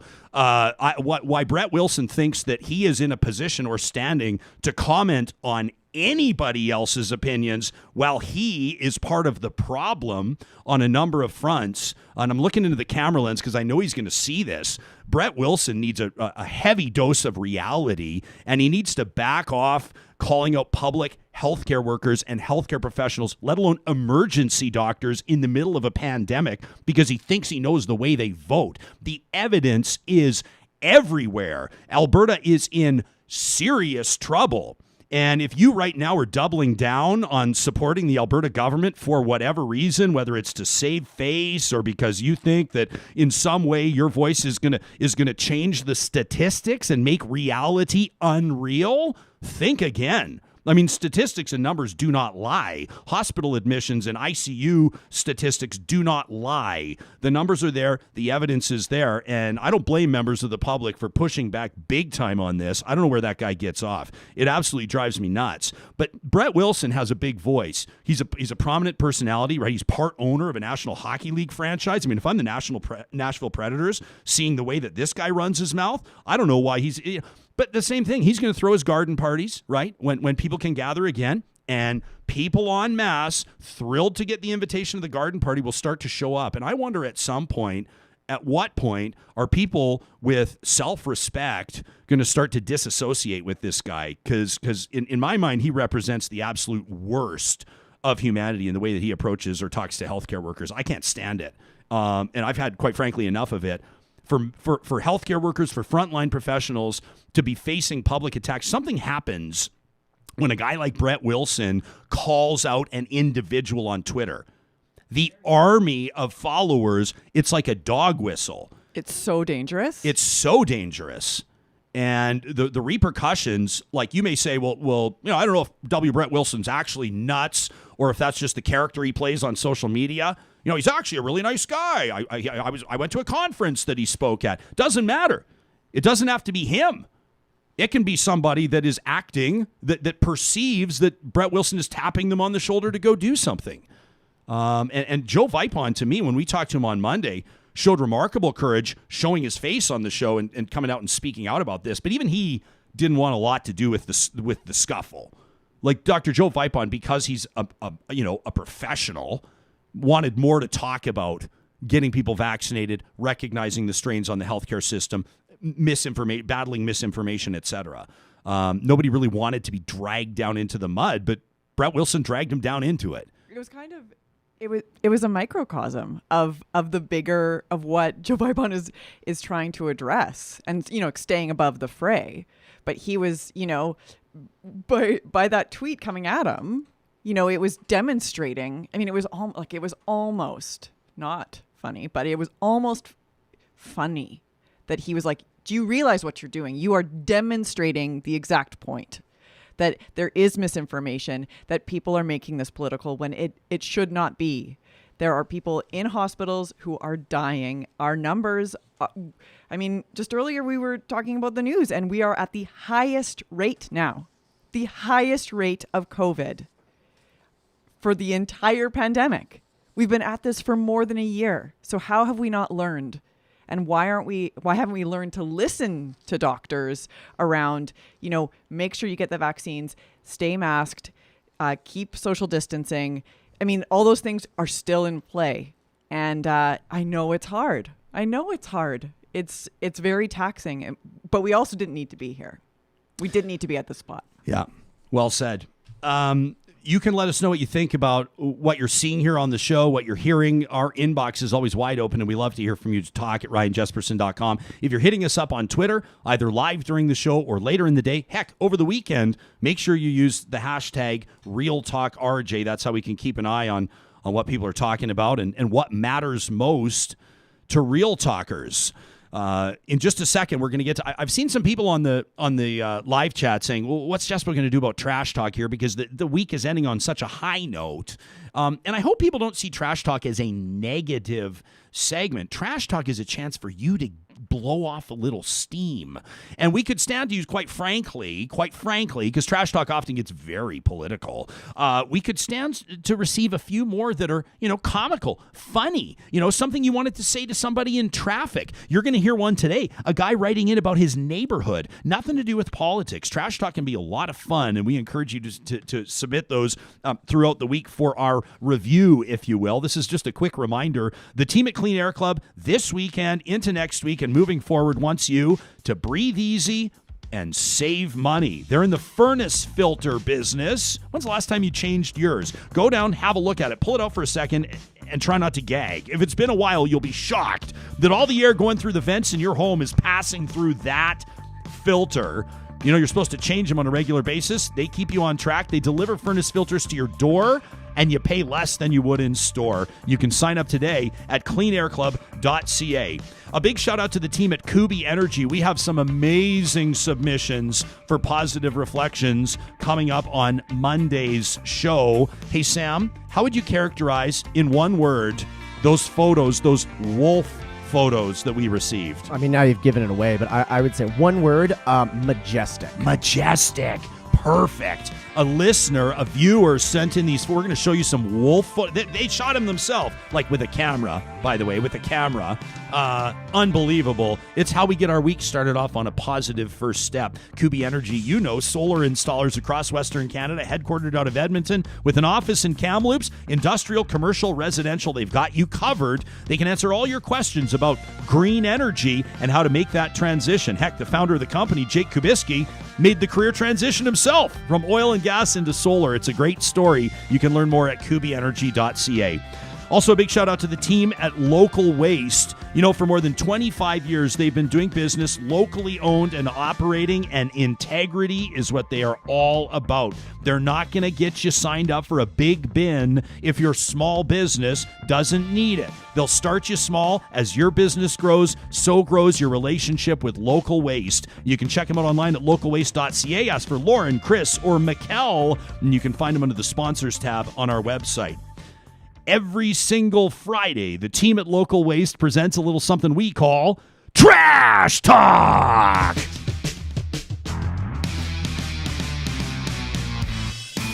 All right, this one from Robert, who sent it in to talk@ryanjesperson.com. Hey, to the guy in the fancy car who rips through our neighborhood while my kids are trying to sleep, I have 2 pieces of advice. Number 1, you were made perfect, whole, and complete. Not everybody is destined to wear size 13 shoes or extra large gloves. You will find your someone, but this is not the way. And number 2, he says, Ryan, if you could tap into Jim Carrey's voice in Liar Liar, stop breaking the law, asshole!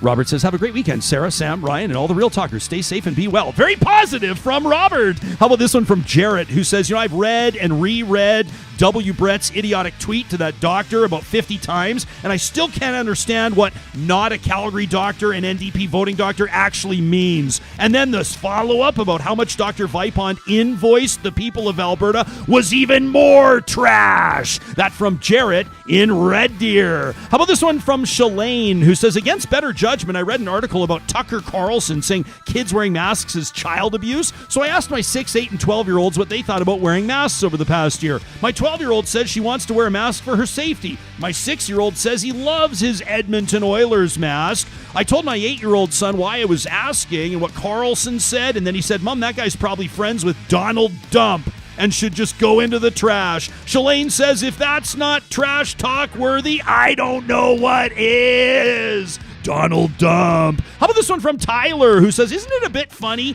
that the government who reduces corporate tax rates and preaches small government is introducing a, tax to use Alberta parks? Let's call it what it is, Jason Kenney. It's a tax. Low-income individuals already face enough boundaries. This will prevent them from accessing the great outdoors. You want to fund the parks? Increase the corporate tax rate. Fund it properly. This government is so out of touch with Albertans, says Tyler. It's time to get them out of here. And I've got a trash talk for myself today. We'll get into this more next week. But Edmonton's police chief, Dale McPhee, says, in fact, it was not a hate-fueled attack, let alone a hate crime, when a whole bunch of kids piled on one kid, a black kid, at an Edmonton school. They utilized the N-word as they twisted him around, beat him, concussed him, and put him in hospital. Now, he says, we've talked to the hate crimes unit. It's not a hate crime at all. In fact, it was a consensual altercation with unfortunate language used. I don't know, Chief. If it walks like a duck and quacks like a duck, it sure as fuck sounds like a duck to me.